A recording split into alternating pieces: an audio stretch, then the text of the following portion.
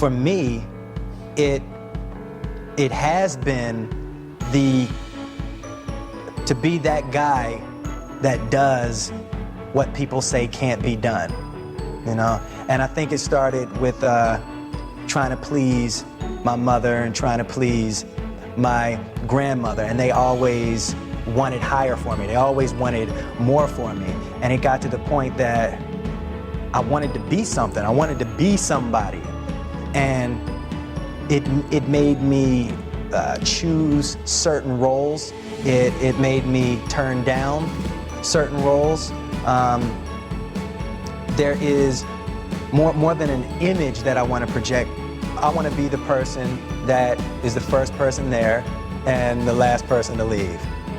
That's who I want to be, because I think that the road to success is through commitment and through the strength to drive through that commitment when it gets hard. And it is going to get hard, and you're going to want to quit sometimes, but it'll be colored by who you are and more who you want to be. I definitely found that wanting to be an actor stems from wanting to be somebody.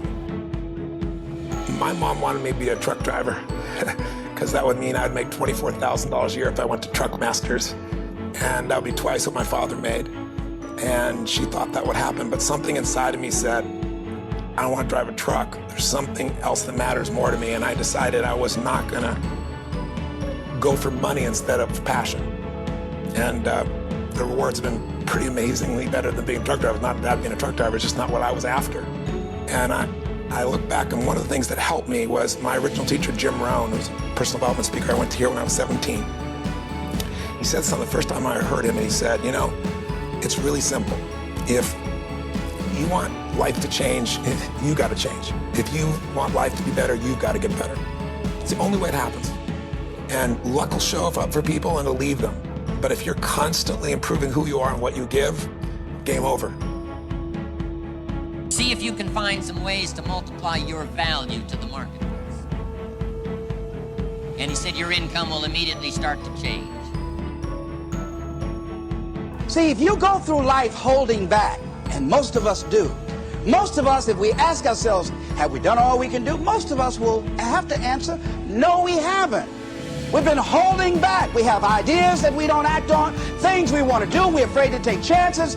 We go through life trying to seek security and not coming outside of our comfort zone, and we take most of our stuff with us to the grave. Up until then, I was hoping that the economy would change. I was hoping that my company would change. I was hoping that my paycheck would change. I was hoping that circumstances outside would change. And then here's what I found out. It isn't going to change. So then my question was, if it isn't going to change, how will my life ever change? And here's what my teacher taught me. When you change, everything will change for you. And I'm saying that the fact that you're still here, that you're still breathing, you've got some more work. And you owe it to yourself. You owe it to yourself. So when you get up in the morning, that you can look yourself in the face and say, hey, I'm living my life on my terms. Change a question, change your life. When it comes to planning your life, I want to get you to learn to ask 3 questions now. The question you want to ask yourself is, what do I want? What's my outcome? What's my result? The word RPM, the first one, is to get you focused on the target. The target is not the activity. The activity can change. It's what's the result I'm after. If you know exactly what it is you really want, what you desire, what you're really after, clarity is power. The more clear you are and specifically what you want, the faster your brain can get you there. But if you're generally saying things like, what do I want? Well, I want more money. Fine, here's $1, get out of here.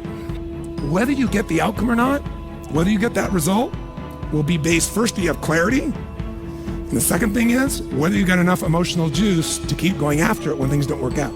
Did you achieve the outcome? Yeah, when you're that general, you think you're not getting your goal, you are. The way you language your goal, the way you think about it, you're receiving it. I want to feel a bit better. I want to lose some weight. Fine, you lost a pound, you're done. When you get better, everything will get better for you. That's where I picked up that phrase, for things to change, you've got to change. You don't have to change the marketplace. You don't have to change the marketing plan. You don't have to change the economy. You don't have to change countries. You don't have to change circumstances out there. All you've got to do is look within and see if you can change yourself for the better. And as you change, things will start to change for you. What's the result I'm after? What's the ultimate result? What do I want out of this week, out of this thing, out of my business, out of my life, for my body? Don't concern yourself too much with how you're going to achieve your goal. Leave that completely to a power greater than yourself. All you have to do is know where you're going. The answers will come to you of their own accord. Here's my best advice. Welcome all experiences. You never know which one is going to turn everything on. Are there going to be some moments when you want to give up? Yes. Will there be some moments when it's going to seem like it's impossible? The pain that you're experiencing, the disappointment that you're experiencing, that you're going to say, it's not worth it? Yes, that's going to be right there for you. It's going to be in your face, telling you to go back. When we think about changing our lives, usually that means changing your behaviors, retraining yourself, getting new habits, going out and trying them out and changing your life. This is about changing your thoughts, and then your life will change. Change your thoughts, change your life. Benjamin Disraeli said, nothing can resist a human will that will stake its existence on its purpose. Shortly put, I'll do it or die. Know that all you have to do is hold your goal before you. Everything else will take care of itself.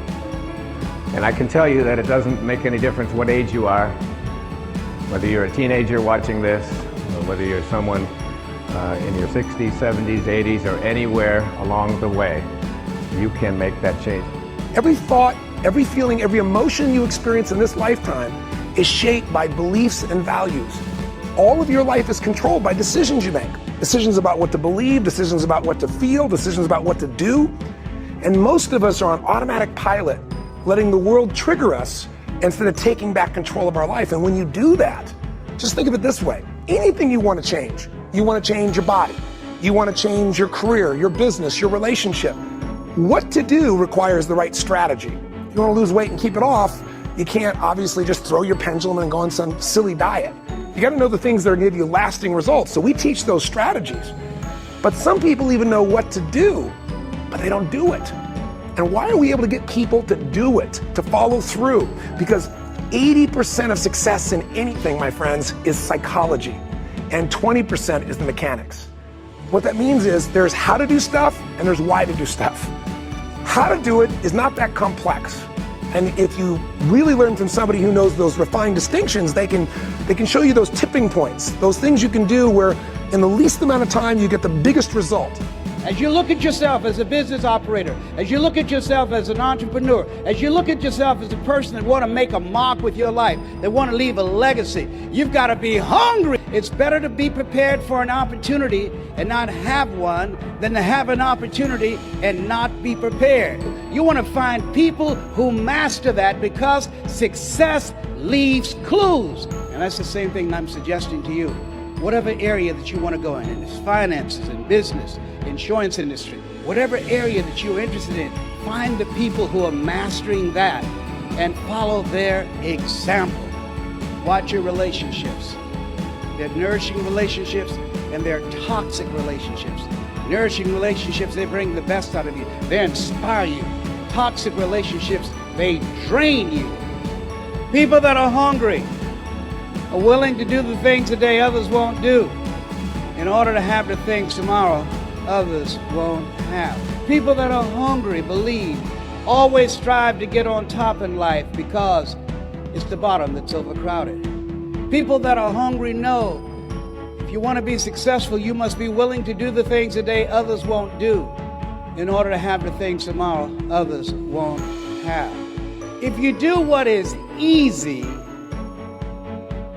your life will be hard. Complain, point at your circumstances, give up your power, blame the government, blame the economy. If you do what is easy, your life will be hard. But if you do what is hard, your life will be easy. It's hard to make a radical change in your behavior. It's hard to take ownership. It's hard to swallow the bitter pill that wherever you find yourself, at some point in time, you made an appointment to be there. It's hard. It's hard. If you do what is easy, your life will be hard. If you do what is hard,